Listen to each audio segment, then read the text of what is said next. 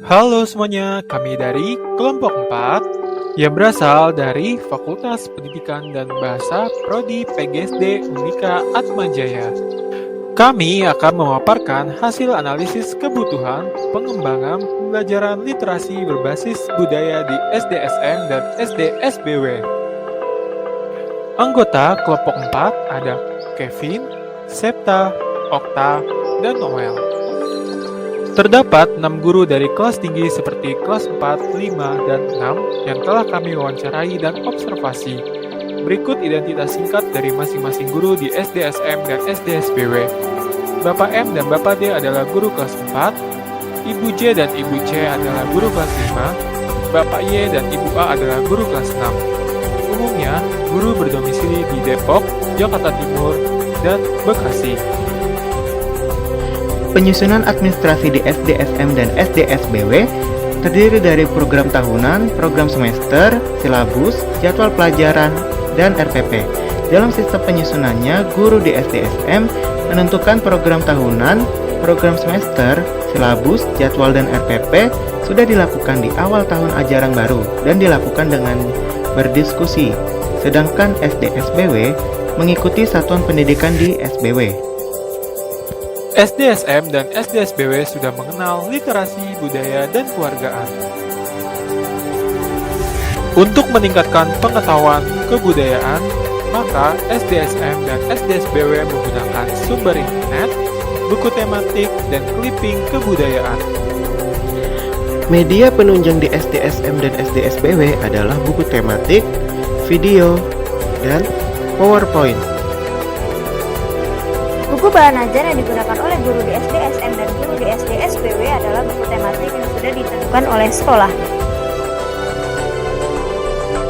Referensi terkait literasi budaya dan kewargaan yang digunakan oleh guru di SDSM hanya terikat pada literasi kemarkusan yang terdiri dari sigap, iman, nurani, gembira, dan aktif. Sedangkan guru di SDSBW adalah dengan memberikan melalui buku cerita rakyat. Metode pembelajaran yang digunakan oleh SDSM dan SDSBW adalah penugasan, diskusi, ceramah, kelompok belajar, tanya jawab, dan student center atau berpusat pada peserta didik. Strategi pembelajaran yang diterapkan di SDSM dan SDSBW adalah menyesuaikan situasi dan kondisi di Zoom meetings dan mengadakan penugasan mandiri. Dalam melakukan penyelesaian bahan literasi, guru di SDSM melakukan kegiatan literasi melalui kegiatan kemarkusan atau sigap, iman, nurani, gembira, dan aktif. Kemudian di SDSBW, kegiatan literasi melalui buku cerita rakyat. Pada sekolah SM dan SBW, guru menentukan perangkat penilaian pembelajaran menggunakan indikator dan materi yang akan diajarkan. Teknik penilaian yang disusun oleh SDSM dan SDSBW adalah kognitif yang terdiri dari tanya jawab soal dan penugasan, psikomotorik terdiri dari kinerja dan keterampilan, afektif yang terdiri dari disiplin, sopan santun, gotong royong, jujur, dan sikap berdoa. Materi yang terhubung dengan literasi budaya dan kewargaan di SDSM dan SDSBW adalah SBDP, IPS, PPKN, dan Bahasa Indonesia dengan cara mengenalkan budaya dan kewargaan melalui tematik terintegrasi. Dalam penerapan pembelajaran literasi kebudayaan dan kewargaan, di SDSM dan SDSBW sudah menerapkan namun belum mendalami 7 unsur kebudayaan. Dalam mengenalkan literasi budaya dan kewargaan, pihak sekolah berkolaborasi dengan pihak luar, seperti pada sekolah SM, mengundang guru seni lukis dan mengadakan ekstrakurikuler drum band. Dan untuk sekolah SBW, terdapat ekstrakurikuler seni, tari, dan angklung. Untuk angklung sendiri dilakukan sebelum pandemi. Penggunaan media literasi kebudayaan dan kewargaan, guru di SDSM dan guru SDSBW menggunakan buku, clipping, dan sumber internet. Pengolahan kelas di SDSM dan SDSBW, guru membuat peraturan tertulis dan lisan. Pada saat pembelajaran, guru juga memandu peserta didik berdiskusi dan bekerja dalam kelompok. Pengelolaan kelas saat PTMT di SDSM dan SDSBW, PTM ini cukup efektif. Namun, hal ini tergantung peserta didik yang mengikuti PTMT dari jumlah peserta didik keseluruhannya di dalam kelas. SDSM dan SDSBW sudah memiliki pojok baca, namun buku yang dimiliki SDSM kurang lengkap dan juga sudah disediakan buku di dalam perpustakaan. Sedangkan SDSBW sudah memiliki buku yang cukup lengkap dan juga disediakan buku di dalam perpustakaan. Fasilitas PTMT yang ada di sekolah SDSM adalah laptop guru, webcam, proyektor, infocus, speaker, dan mikrofon.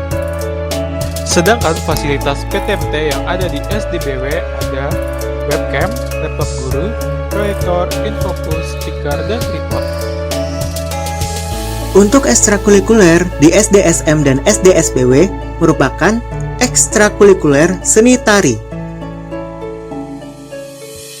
SDSM dan SDSBW memiliki peraturan mengenai pakaian tertentu untuk lebih mengenal budaya yang ada di Indonesia, yaitu pakaian batik yang digunakan pada hari Rabu oleh SDSM dan pada hari Jumat oleh SDSBW.